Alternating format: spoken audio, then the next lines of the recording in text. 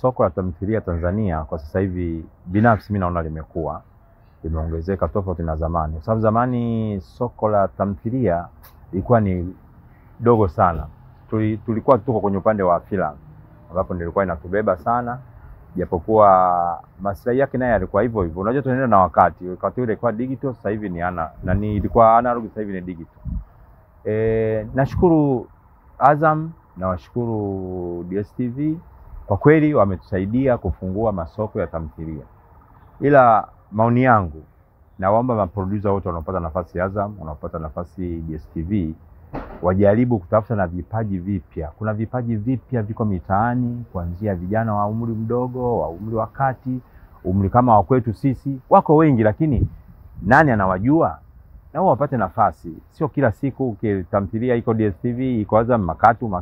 Napenda kuwepo kwa sababu nitapata fedha, lakini vile vile uangalie na upande wa pili. Kuna kesho na kesho kutwa mimi naweza nikafa.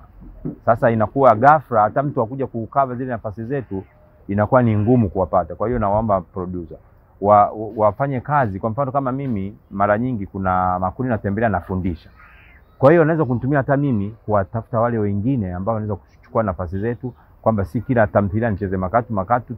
Tuwe na vionjo tofauti. Inavutia nayo, hata mtazamaji anapenda kuona ladha ya fulani. Alafu baadaye tunaweza labda kushindanishwa, kwamba tunafanya mashindano kuangalia wazee wa umri fulani mpaka umri fulani, nani amekuwa ni chaguo la watazamaji, na wazee wa umri wa kati, vijana, nani amekuwa chaguo la watazamaji. Itapendeza na inaweza kuleta motisha kwa sisi waigizaji kujaribu kubuni vitu mbalimbali katika uigizaji wetu, vitu mbalimbali kwenye script zetu, na vitu mbalimbali katika kutenda kazi za tamthilia. Pia ni washukuru bodi ya filamu ambao wametusaidia sana kwenye kazi zetu za filamu, kazi za tamthilia.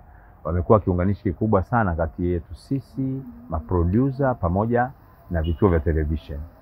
Maproducer wanatengeneza kazi zao na leta hapa, zinakaguliwa, kwa sababu bila ukaguzi haya maadili ya Tanzania yatapotoka. Unaweza kukuta tamthilia au filamu ina maadili ya kimagharibi ambayo italeta mafundisho mabaya kwa watoto wetu, wajukuu zetu na vizazi vinavyokuja. Kwa hiyo niwashukuru sana na niwaombe kwa Mwenyezi Mungu waendelee na moyo huo.